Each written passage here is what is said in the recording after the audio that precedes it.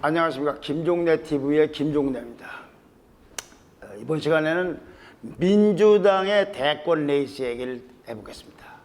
이 추미애 전 법무장관하고 이 박용진 재선의원인데, 민주당 의원이 이재명, 이낙연, 정세균으로 지금까지 굴러왔던 여권이 대권 주자 빅3 구도를 흔들고 있습니다. 특히 이 박용진 의원은 여권 대선 후보 적합도 여야 통틀어서가 아니라 여당만 안 하는 민주당 대선 후보만 놓고 따졌을 때 적합도에서 이재명 경기지사하고 이낙연 민주당 전 대표에 이어서 3위에 올랐다는 여론조사가 이달 들어서만 3번이나 나왔습니다. 정세균 총리가 그걸 제낀 겁니다. 또 이 추미애 전 장관도요, 일부 조사에서 정세균 총리를 제끼고 3위를 하거나 아니면 정세균 총리에 이어서 4위를 할 때도 있습니다. 그리고 이들이 제일 처음에는 그냥 이재명 경기도 지사하고 이낙연, 정세균 이 세 사람끼리만 쭉 해서 누가 이기나라고 봤는데, 갑자기 최근 들어서 이 두 사람이 약진을 하고 있다 이거죠. 그래가지고 정세균 총리부터가 이 부동이 3위까지는 부동이었는데 이거 흔들리고 있고, 이낙연 대표도 지금 고전 중입니다. 근데 이 사람들이요, 어디까지 갈지는 모르겠어요. 대권 후보까지 갈는지 안 갈는지는 건 모르겠는데 상승세를 이어갈 것만은 틀림없어 보입니다. 그렇게 전망하는 이유가 있습니다.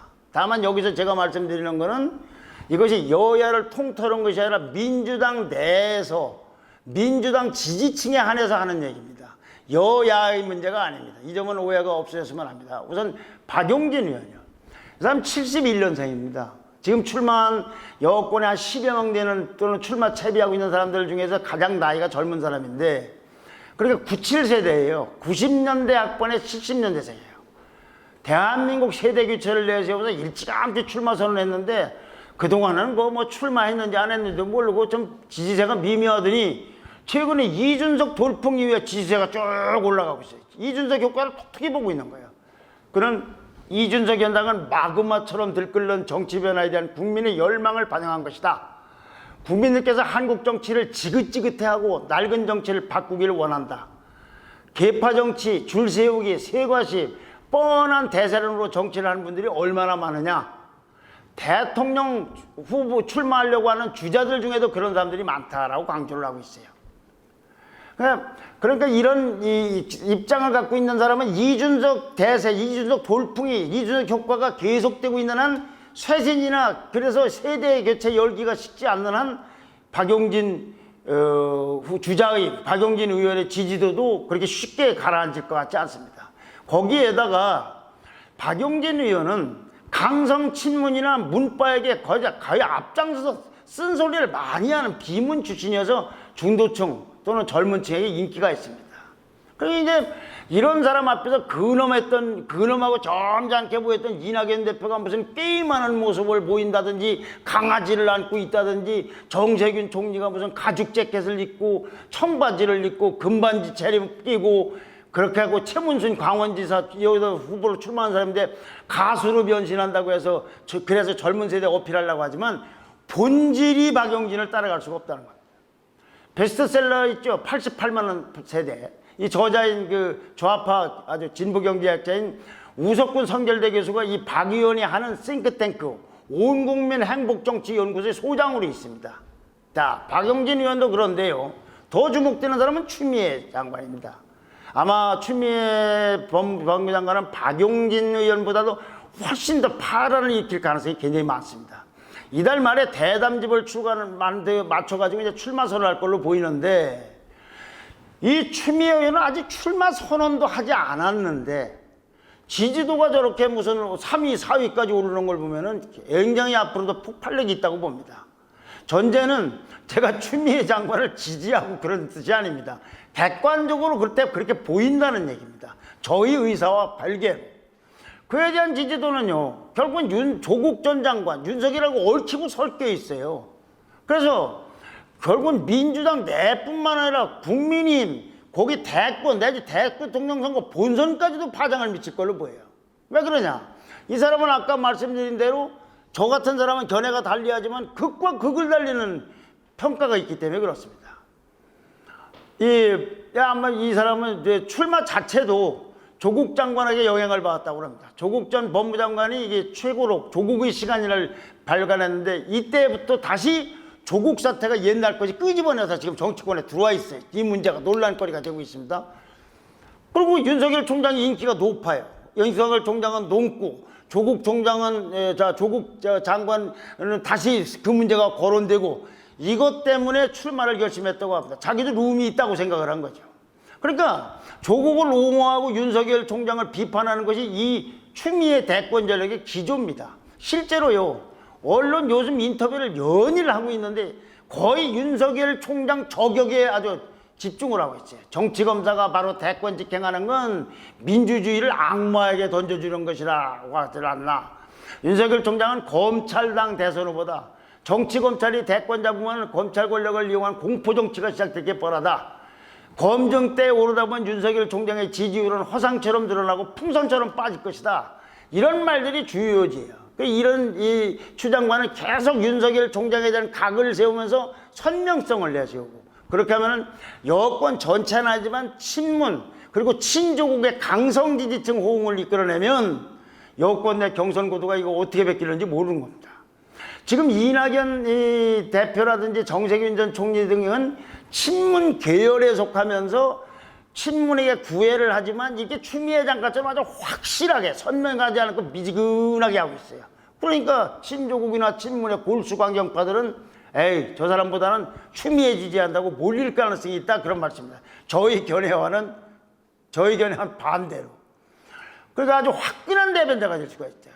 이 추미애 장관의 실제 주요 지지 기반도 왜 조국 지지자들 모임 있지 않습니까? 오프라인 모임에 개국본이라고 개혁국민운동본부 여기가 될 거라고 합니다. 지지 기반. 여기 회원이 전국적으로 한 10만 명 된다고 합니다. 이 사람들이 얼마나 맹활약을 하냐면요. 얼마 전에 광주시하고 전남 담양에서 커피 가게 하는 이 배운전 씨라고 있었죠. 이 사람이 지난 12일 날 광주에서 열린 만민 토론회에서 문재인 정부의 경제 정책은 무능하고 무식하고 무대뽀다. 산무다. 무능, 무식, 무대뽀다. 현 정부 들어서 공무원, 배달기사, 노인 일자리만 말고 늘어난 일자리 받는 거라고 아주 맹렬하게 비판했어요. 그러니까 너 국민의힘 당원이지. 광주 사람이 어떻게 5.18을 폄하하느냐. 너 태극기 부대로 가라 등등 그냥 폭로, 폭언, 욕설, 협박 전화가 쉴 새 없이 걸려오다 그런다. 그래서 심지어는 이러다가 우리 가족 죽는 거 아니냐고 공포감 때문에 전화통도 끊었다고 합니다. 왜 이렇게 됐느냐. 조국 전 장관이요. 이 배씨를 공격하는 비판하는 방송을 어느 방송에서 했는데 이 방송 내용을 소셜미디어에 올린 다음부터 이렇게 변화폭탄이 시작된 겁니다. 좌표를 찍은 다음에 벌어진 일입니다. 바로 이런 사람들이 추미애 장관의 지지 세력이 될 겁니다.